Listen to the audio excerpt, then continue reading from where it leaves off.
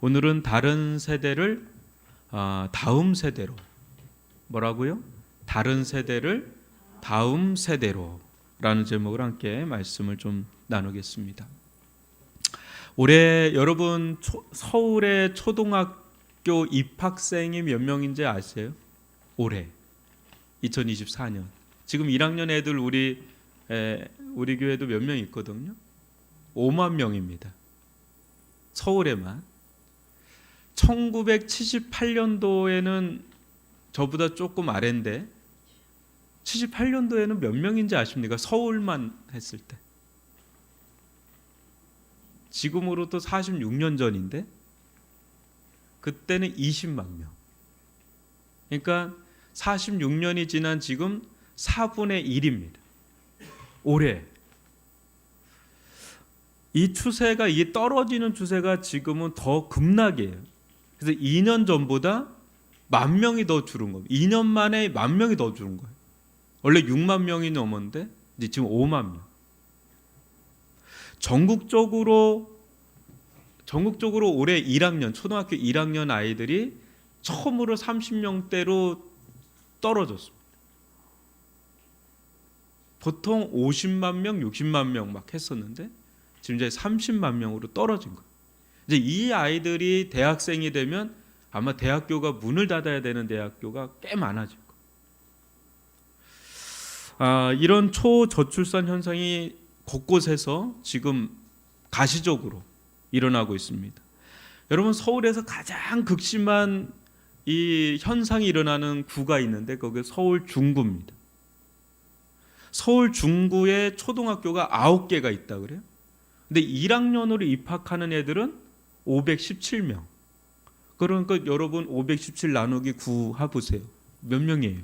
빨리 계산을 해보세요. 한 학교당 57명밖에 안 됩니다. 한 학교당 57명. 별로 얼굴 안 놀라는데 제가 어렸을 때를 생각해 보니까 우리 반이 50에서 60명이었거든요. 그게 거의 10개 반이었어요. 이제 1개 반 정도가 있는 거죠. 굉장히 끔찍할 정도로 충격적인 거예요. 아마 지금 몇 명 없을 거예요. 한 반에 한 20명? 그거는 좋은 겁니다. 지금 10명도 안 되는 이제 그런 데도 있고. 지금 지방뿐 아니라 서울에서도 초등학교가 사라진다 그래요. 놀랬죠. 그래서 초등학교와 중학교가 보통 붙어 있거든요. 그러니까 건물을 통합을 해서 애들이 너무 없으니까 그런 학교들이 지금 서울 안에서 일어나고 있어요. 지방을 얘기하는 게 아닙니다.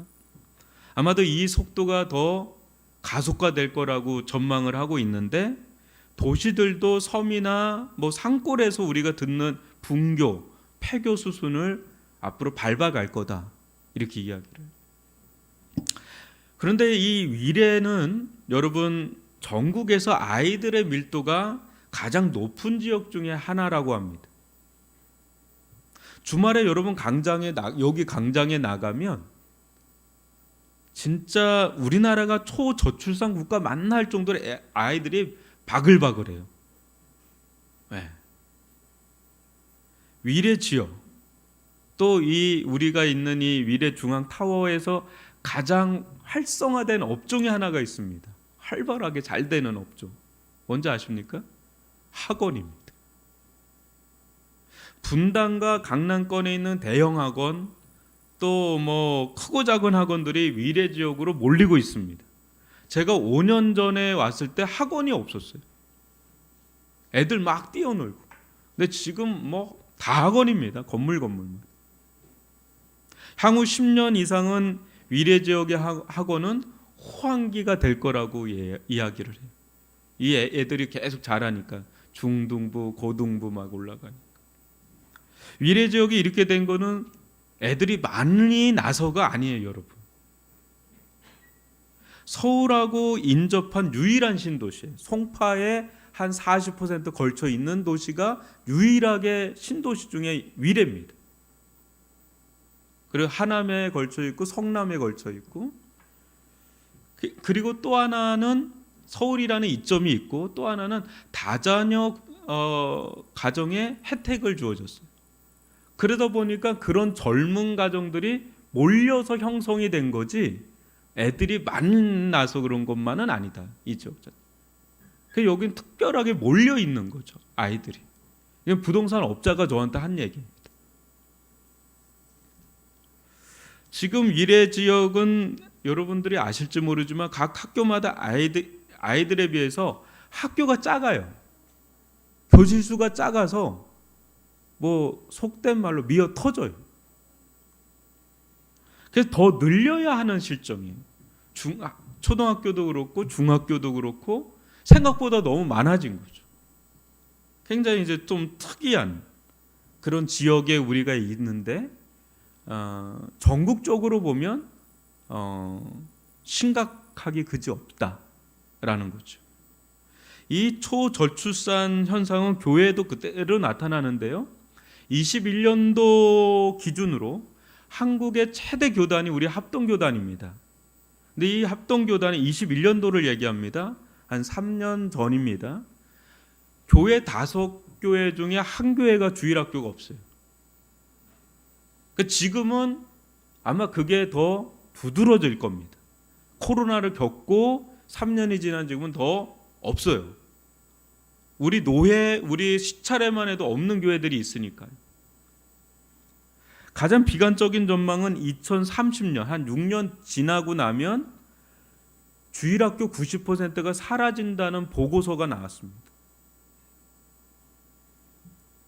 교회들마다 이제 목사님들마다 막 다음 세대 외치는 이유가 이런 사회적 현상이 있고 거기에 교회의 존폐 위기가 있기 때문에 지금 다음 세대예요. 30년 지나면 과연 어떻게 될까가 끔찍할 정도예요. 당장에 아이들이 없다고 교회가 문 닫는 건 아닙니다. 교회들이. 왜냐하면 초고령화 사회로 또 이어지잖아요.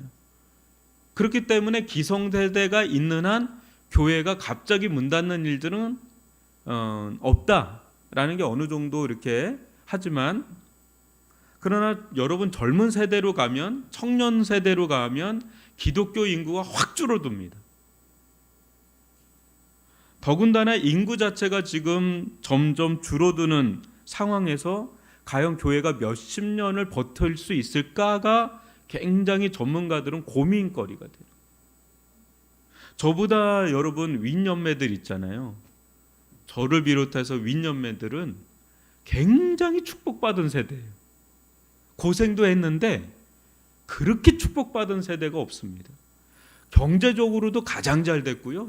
신앙적으로도 가장 부흥기를 맞이할 때가 실은 저는 거의 끝물에 있었던 사람이고 아마 여기 이순희 권사님, 김지성 권사님 이런 분들은 가장 호황기를 누렸던 영육간에 축복받은 세대죠. 근데 여러분 명심하셔야 되는 게 있어요. 축복은 뭔지 아십니까?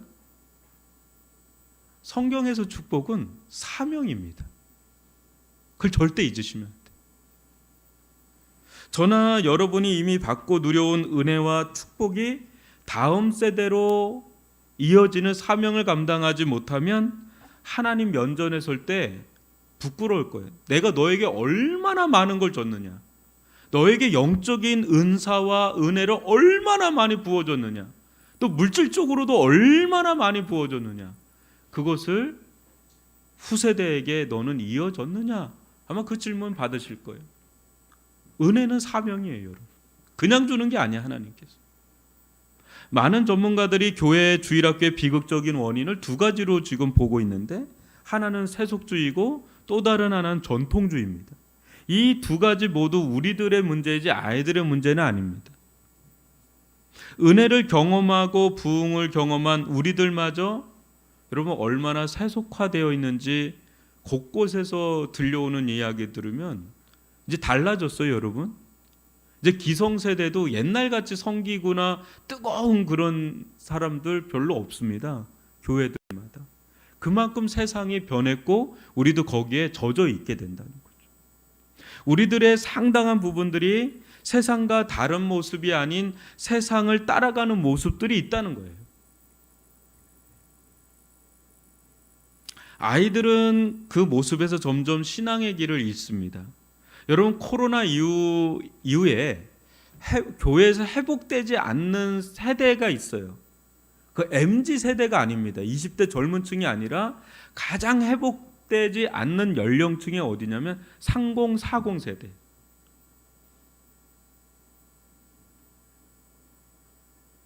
이 세대가, 여러분, 30, 40 세대가 교회로 나오지를 않고 있는 세대에 가장 회복이 안 돼요.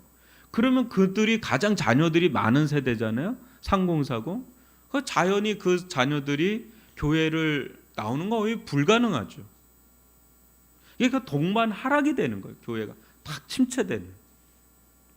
우리 교회는 여러분 좀 특이한 교회입니다. 아까 원종현 장로님 막 우리 교회 얘기했는데 잘 아셔서 하는 얘기예요. 우리 교회는 아이들이 많은 교회 중에 하나입니다. 권호희 목사님이 저한테 늘 얘기해요. 목사님, 여기는 아이들이 많은 교회예요. 이렇게 얘기를 해요. 유아 유치부 지난주에 16명 왔어요. 유초동부는 많이 오면 23명이 옵니다. 중고동부도 이제 내일 모레 캠프를 하는데 거의 10명 정도가 이제 이렇게 와서 10몇 명 될 거예요. 주한이가 다 데리고 온 애들, 떨거지들 해가지고. 여러분, 아까 저는 찬양하는 거 보고 미리네 캠프에서 우리 왜 했던 그게 새록새록 또 생각이 나더라고요. 여러분, 우리 교회 3분의 1이 누군지 알아요? 3분의 1이 아이들이에요, 여러분. 우리 교회는. 여러분, 별로 이게 얼굴에 놀람이 없어요. 주일학교가 없는 교회들이 진짜 많다니까요. 한 명도 없는 교회들이.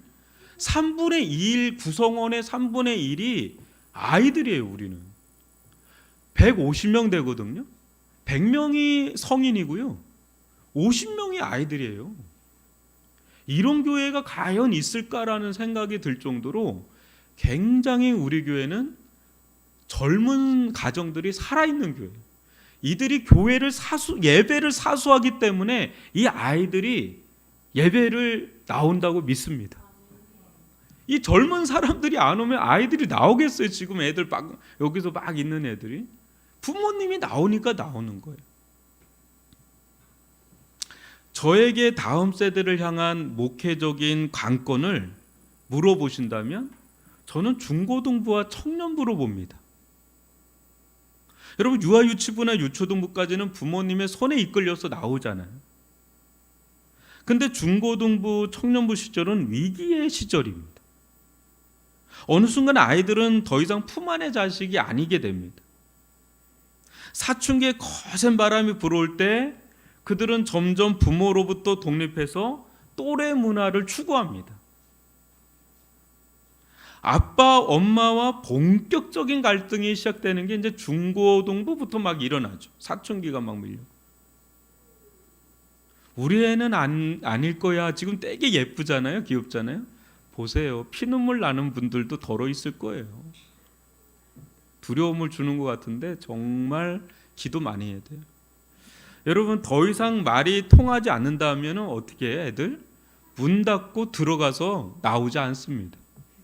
이제 문 닫을 애들 속출할 거예요. 미리 마음의 준비 단디 하시기를 바랍니다. 근데 신기한 게요, 돈 줄 때는 찾아요. 돈 달라 그럴 땐 또 찾아와요. 그리고 굉장히 돈 줄 때만 의미 있는 관계가 유지가 됩니다. 엄마, 아빠, 이렇게. 갑자기 애가 살갑게 다가오면 돈 달라는 거거든요. 근데 그거 끝나고 나면 다시 어색해집니다. 굉장히 그게 아주 민감한 시기가 그때예요.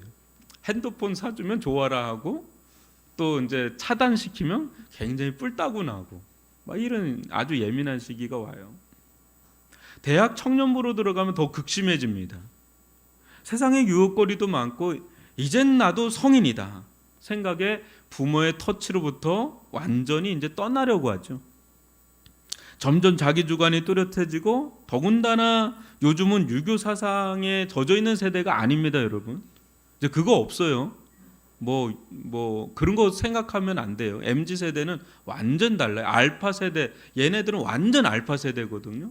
이제 점점 그게 드러날 텐데, 이제 부모님이나 윗세대들과 이렇게 이야기하는데 합리적이지 않다, 상식적이지 않다, 그러면 바로 냉소적으로 얘기합니다. 우리 때만, 저 같은 때만 해도 뭐 그러면 그런가 보다 하고 또 따라가고 막 이랬는데, 이제는 안 그래요, 여러분. 여러분 이제 손주 세대들, 뭐 중손주 세대들, 완전 다른 세대입니다. 우리 기성세대가 교회 문화를 어떻게 형성해 갈 거를 고민하셔야 되는데, 지금 우리 교회만 해도 애들이 3분의 1이라 그랬죠. 근데 이 문화를, 이 플랫폼을 기성세대 어른들의 문화의 백그라운드를 형성을 하면 도저히 이 아이들을 이제 어느 순간에 못 담기 시작을 해요. 그걸 좀 아셔야 됩니다. 굉장히 세대 갈등이 교회 안에서 엄청 심각하게 일어나고 있다는 얘기들이 곳곳에서 들려와요. 이게 어디에 맞춰야 될까요? 애들한테 맞추자니 고령화되고 있는 어른들이 소외감을 느끼고, 또 어른들에게 맞추자니 아이들이 어느 순간에 숨이 막히는 거. 이 세대 갈등이 세상에서나 교회에서나 지금 엄청난 과제거리죠. 여러분, 제가 왜 중고등부 청년부가 관건이라고 보냐면, 지금 교사들이나 사역자들이 지금 막 해서 유아유치부, 막 유초등부, 아까 유초등부 봤죠? 늘 그렇게 해서 우리 목사님 그러더라고요. 여기를 왔는데 아이들이 이렇게 집중해서 말씀을 듣는 데는, 이렇게 굉장히 말씀을 집중해서 듣는 데요, 분위기가 된다는 거죠. 유아유치부는 암송을 시킵니다, 애들을. 그렇게 해서 애들을 길러냈는데, 중고등부에서 애들이 툭툭 떨어져 나가든지 교회 안 나오든지 하고 막 대학부 가서는 거의 안 나오려면 부모님들이나 교사들이나 교육자는 허탈한 거예요. 피눈물 나는 거죠. 그러니까 중고청과 대학부가 이제 관건이에요. 청년부가. 거기에 당겨져야 이제 다음 세대가 이어지는 거죠. 청년들이 떠나고 있다니까요. 고등학교까지 그나마 버텨요. 근데 딱 청년부 될 때부터 떠나기 시작을 합니다. 본격적으로. 그러니까 이게 모든 대형 교회든 어떤 교회든 엄청난 고민거리. 저도 수영록교회에 있으면서 이 부분에 담임 목사님 가장 애를 썼어요. 실질적인 일이니까. 우리가 해야 할 일은 여러분 뭘까요? 교회 내 또래 문화를 형성해 줘야 돼요. 중고등부 때부터는. 그래서 오늘도 얘기하더라고요. 목사님, 애들하고 자도 되나요? 자라 그랬어요. 애들은 막 밤새 그거에 막 흥분돼 있어요. 그 자면서 또래 문화가 형성돼야 돼. 신나게 좀 뭐 떠들고 그래도 좀 참아주세요. 그 시절에는 그런 시절이에요. 인내해주고 참아주고 뿌려주고 사랑해주고 애정을 갖고, 아이고 너희들 뭐 필요한 거 없어? 아이고 치킨이라도 내가 사줄까? 피자라도 사줄까? 그거에 점점 애들은 우리한테 관심과 애정이 있네? 그러면서 마음을 조금씩 열어요. 조금씩 열어요. 여러분, 우리가 버려야 될, 기성세대인 저희들이 버려야 될 거는 전통주의입니다. 전통주의는 좋은 점이 많지만 없지 않아 율법적인 게 있어요. 우리 때는 이랬다라는 식으로 말을 하면 이 젊은 세대는 낯선 이국의 언어로 들려요. 저게 무슨 말이지? 왜냐하면 이 사람들은 6.25도 안 겪었어요. 저도 안 겪었는데. 산업화 시대도 겪지 않았어요.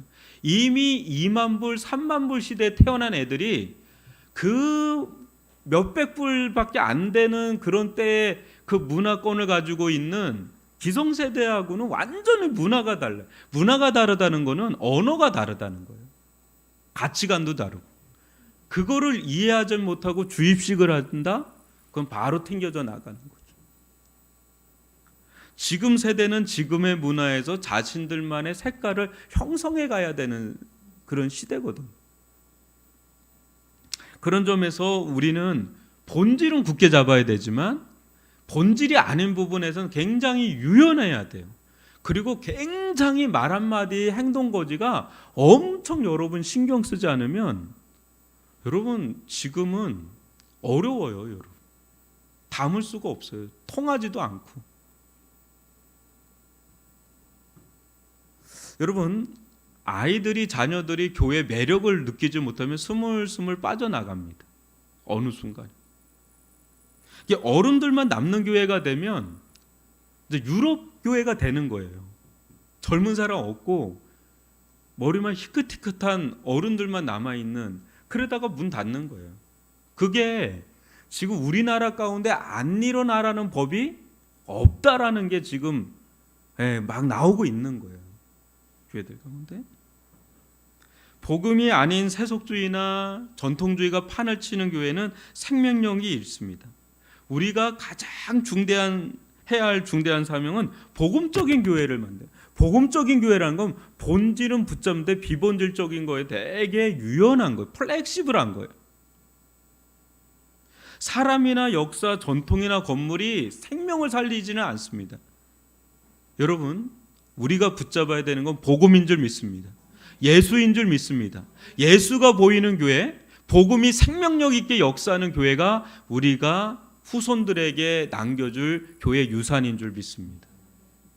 이런 세대 간의 갈등과 단절은 예나 지금이나 동일하게 반복되곤 했는데 사사시대에 어떤 일이 일어났는지 한번 보세요. 6절로 7절을 교독으로 한번 읽어보죠. 전에 여호수아가 백성을 보내매 이스라엘 자손이 각기 그들의 기업으로 가서 땅을 차지하였고, 백성이 여호수아가 사는 날 동안과 여호수아 뒤에 생존한 장로들 곧 여호와께서 이스라엘을 위하여 행하신 모든 큰 일을 본 자들이 사는 날 동안에 여호와를 섬겼더라. 예. 여러분 교회마다 문화가 있기 마련이거든요. 건강한 교회 또 좋은 교회는 다른 데 있지 않죠. 오늘 함께 본 말씀 중에 여호와께서 이스라엘을 위하여 행하신 모든 큰 일을 본 자들이 사는 날 동안에, 무슨 말이죠? 신앙은 언제나 우리가 아니에요. 하나님께서 우리를 위해 행하신 일을 보는 데서 시작을 한다는 거죠. 신앙은 하나님을 보는 데서 시작을 하는 거죠. 이론적 신앙이 있고 체험적 신앙이 있습니다. 이론적 신앙도 중요하지만 여러분 체험적 신앙으로 가야 결국은 하나님을 제대로 알게 돼요. 하나님을 만나야 될 거 아니에요. 하나님을 만나야 하나님을 알게 되고 그런 가운데 하나님을 섬기게 되죠. 아무리 머리에 하나님에 대해서 지식이 있어도 하나님을 실질적으로 만나지 않으면 그게 안 돼요. 이어지지가 않아요. 종교와 신앙은 겉으로 보면 같아 보이는데 속은 완전히 달라요. 종교는 하나님과 관계가 아닌 자기 자신과 관계를 맺는 거거든요. 여러분 아무리 경건해 보여도 무슬림, 또 불자들, 또 힌두교인들 이런 이들을 보고 여러분 신앙인이라고 부르지 않습니다. 종교인이라고 부르죠. 이들은 나름의 신을 막 따르기는 하지만 여러분 그 신은 자기들이 만든 신이죠. 우상이죠. 자기들이 만든 신이기 때문에 자기 투영이 막 들어가요. 그러니까 자기 환상, 자기 꿈, 어떤 자기의 어떤 수행, 어떤 선행, 어떤 공로, 어떤 자기 인정, 영광, 수많은 거칠애라도 속을 들여다보면 언제나 자기입니다. 하나님이 아니죠. 근데 신앙은 뭐죠? 신앙은 하나님과의 인격적인 만남, 인격적인 관계에서 믿음이 일어납니다. 이 관계는 우리로부터 시작하는 것이 아니죠. 하나님의 행하시는 것을 보는 데서 시작을 합니다. 그렇게 우리는 이것을 은혜라고 부르고 믿음을 또한 전적인 의존이라고 부릅니다. 우리가 할 수 있는 것이 어린아이처럼 없는 거예요. 신앙에 있어서. 전적인 하나님의 은혜고 우리는 하나님을 의지하고 기댈 수밖에 없는 거예요. 오직 하나님만이 행하셔야 우리는 전적으로 하나님께서 행하셔야만 하는 거기 때문에 우리는 전적으로 하나님을 의지할 수밖에 없고 또 그렇게 행하시는 하나님으로 이 모든 것이 이루어진다는 걸 알기 때문에 그것을 은혜라고 우리는 부르고 은혜를 추구하게 되죠. 우리에게서 시작하는 게 아니라 하나님으로부터 시작하는 거예요. 이제 그 일들을 이스라엘 여호수아 세대는 경험을 했어요. 광야에서도 그걸 경험했고 또 이 가나안 정복 전쟁을 할 때 그 말도 안 되는 그런 일들이 그냥 파죽지세로 막 일어나는 것을 경험한 세대가 여호수아 세대예요. 물론 말씀도 듣고 말씀도 가르침을 받았지만 그들 가운데 하나님의 행하시는 일들이 눈에 똑똑히 보이는 일들이 막 일어났단 말이죠. 부흥기죠. 여러분 가나안 전복에서 가장 두드러진 여리고 성을 여러분 아실 겁니다. 이게 이론적으로 경험적으로 합리적으로 이게 이해가 됩니까? 여리고 성을 함락하는 데 있어서 하나님께서 계속 돌라고 그래요. 여러분 이스라엘 백성은 호전적인 백성이 아닙니다. 또 엄청나게 전투력이 강한 백성이 아니에요. 하나님 그렇게 준비를 거의 안 시키셨어요. 그런데 가나안 땅은요 수없이 전쟁을 치러야만 하는 땅이었어요. 그러니까 전투력이 있는 족속들이 많았고 그들은 항상 전쟁을 할 수 있는 채비를 갖추고 있었습니다. 이런 가나안 족속들과 광야의 떠돌이와 같이 40년 동안 살던 이스라엘 백성이 맞짱을 뜰 때 여러분 이게 과연 게임이 되는 게임 체인지가 될 만한 그런 상황인가? 아니에요. 완전히 게임이 안 되는 상황인데 하나님은 그들 가운데 강력하게 역사하셨고 이론적으로도 합리적으로도 경험적으로도 이게 도저히 안 되는 명령들을 내리실 때 그들은 단지 믿음으로 순종을 해요. 그런데 거기서 하나님의 기이한 개입, 하나님의 기이한 손길들이 계속해서 일어납니다. 여리고 성도 그렇고 요단강이 갈라지는 사건도 그렇고 멈추는 사건도 그렇고 이런 일들이 여호수아 세대들은 계속해서 경험하면서 체험하면서 눈으로 똑똑히 보면서 그것을 보면 여기까지 온 겁니다. 사사기 시대까지.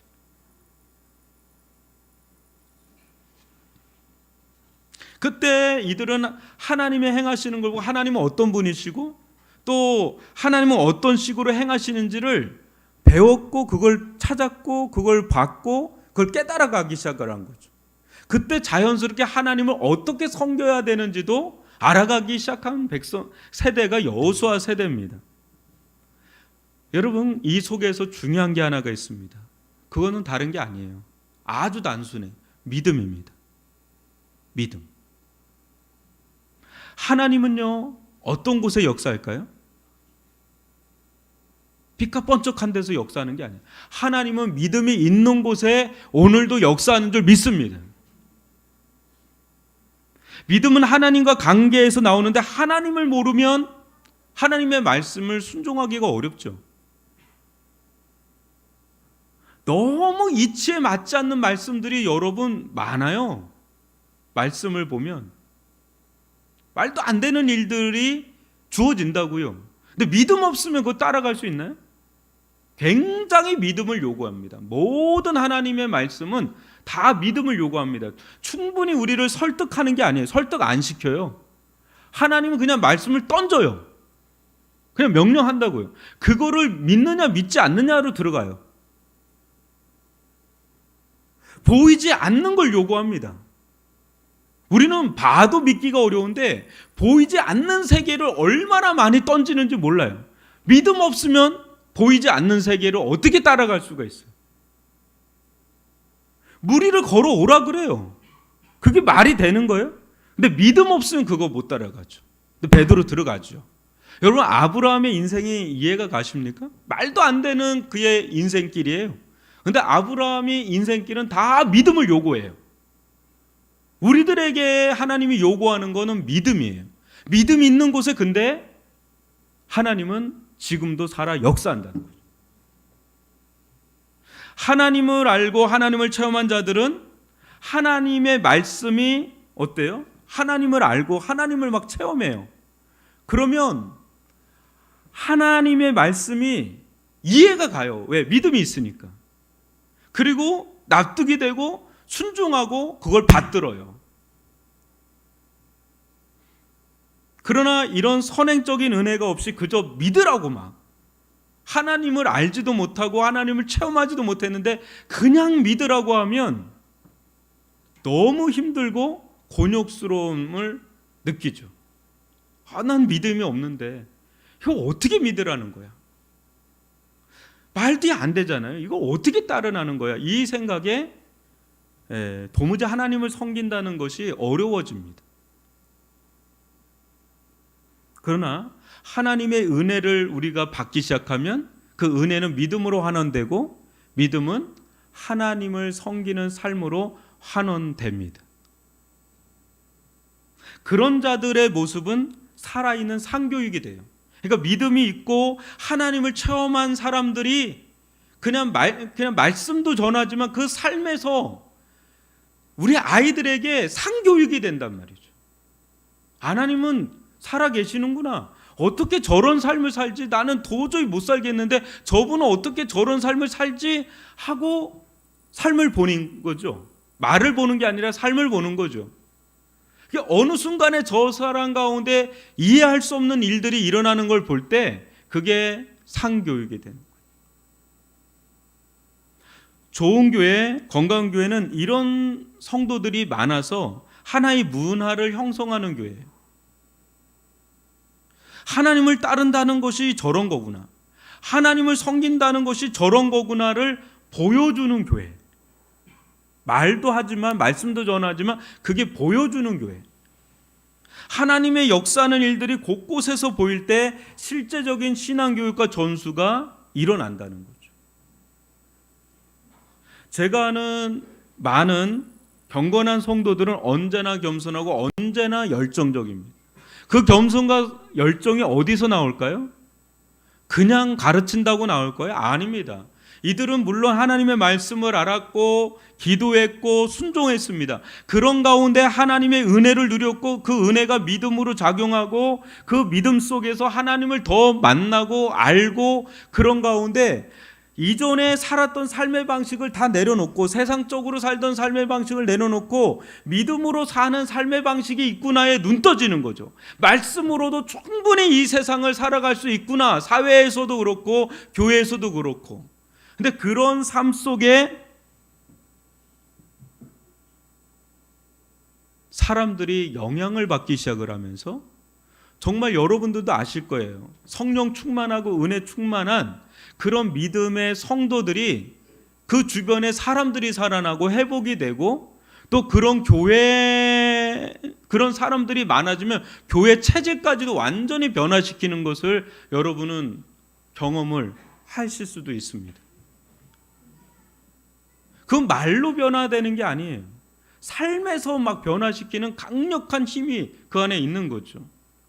이것이 문화가 되면 그 교회는요 가정을 변화시키고요 심지어는 사회까지도 영향을 미치는 그런 교회가 되어져 가는 것을 보게 됩니다. 저는 우리 교회만 해도 너무나 감사한 일들이 많죠. 여러분 저는 지금 기도해요. 아까 우리 원종현 장로님께서 우리 권사님도 오래오래 사시라는 거는 그냥 립서비스가 아닙니다. 저분들의 신앙의 경험들이 있어요. 하나님께서 특별하게 그 세대에 주신 은혜들 또 경험들. 근데 저 세대는 헌신한 세대예요. 정말로. 그리고 기도한 세대고요. 거의 집하고 진짜 지금하고는 비교할 수 없는 교회 자신의 웬만한 생애는 다 드린 분들이에요. 그분들이 한국 교회를 여기까지 이끌어 온 거거든요. 근데 저 세대가 만약에 지나가게 되면 끔찍한 일이 일어날 것 같아서 아마 원종현 장로님이 오래 사시라고 한 거예요. 기도 더 하셔달라고 그런 거예요. 그거의 은혜를 처음에 받은 세대가 이제 저희가 끝물입니다. 저희들만 해도 하나님을 대학생 때 막 뜨겁게 만나고 막 불타오르는 거예요. 막 불타올라서 교회에서 주구장창 살았다니까요. 막 살았어요. 그래도 다 직장 잘 되고 다 잘 살아요. 하나님을 위해서 사는 사람들 다 하나님이 책임져 주시더라고요. 다 잘 돼요. 걱정하지 않으셔도 됩니다. 여러분, 우리들 먼 곳에서 막 오고 이런 분들이 있어요. 다 뭐 저 화성에서 오시고 노원구에서 오시고 여러분 여기에 우리 교회에 상공사공 분들이 괜찮은 분들이 꽤 많습니다. 우리 교회가. 그러니까 이런 신앙의 부모들이 있기 때문에 굉장히 소망이 있어요. 우리 교회는 그나마. 여러분 다시 한번 8절로 10절을 한번 보시면 교독을 읽어보죠. 여호와의 종 눈의 아들 여호수아가 110세에 죽음에 무리가 그의 기업의 경내 에브라임 산지 가스산 북쪽 딥낫 헤레스의 장사였고 그 세대 사람도 다 그 조상들에게 돌아갔고 그 후에 일어난 다른 세대는 여호와를 알지 못하며 여호와께서 이스라엘 위하여 행하신 일도 알지 못하였더라.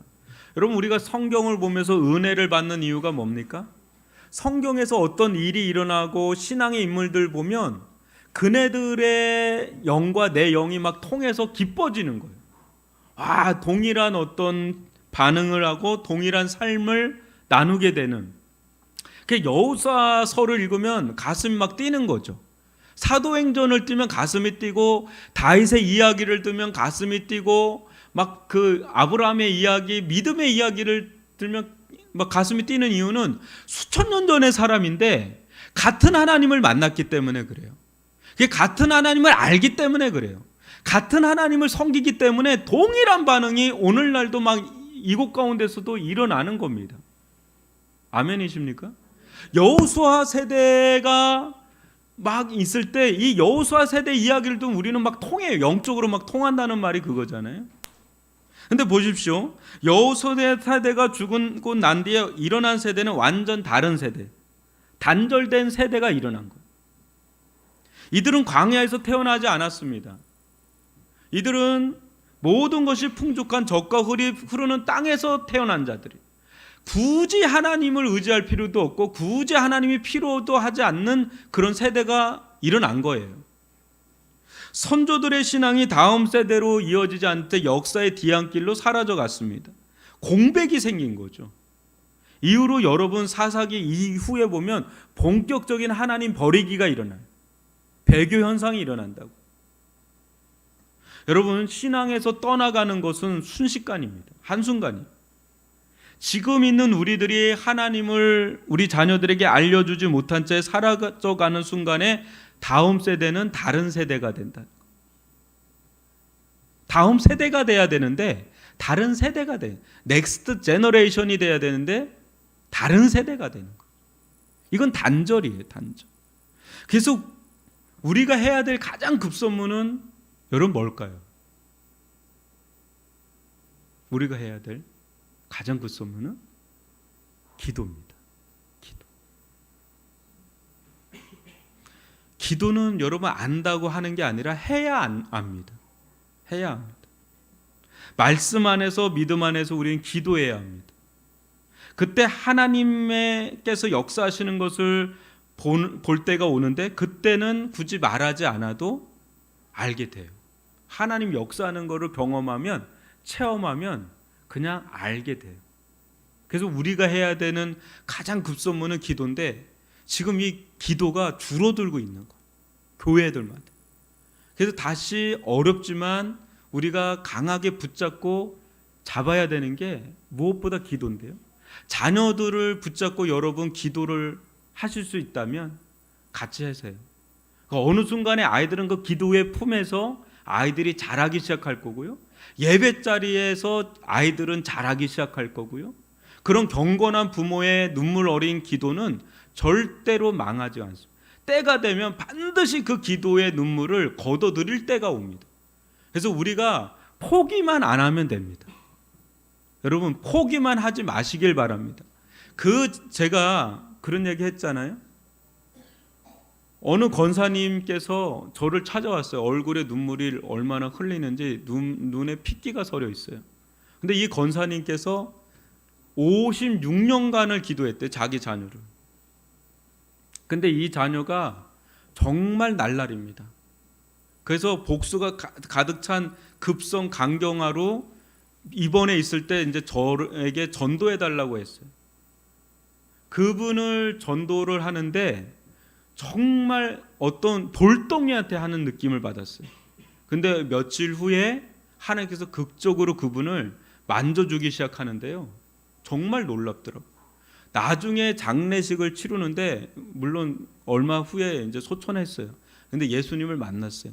근데 장례식장에서 그 권사님의 친구들이 저한테 얘기하더라고요.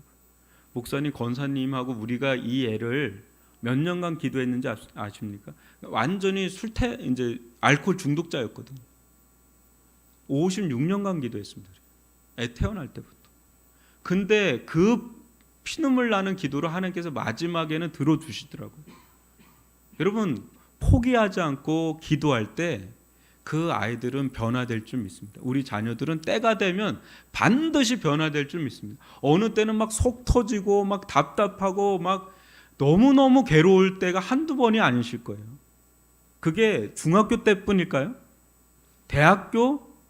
대학교뿐일까요? 성인이 돼서도 마찬가지예요. 그럼 결혼시켜 놓으면 다 된 건가요? 여러분, 결혼시켜 나서도 계속 고민거리입니다. 고민거리, 기도거리고 끊임없이 그게 일어납니다.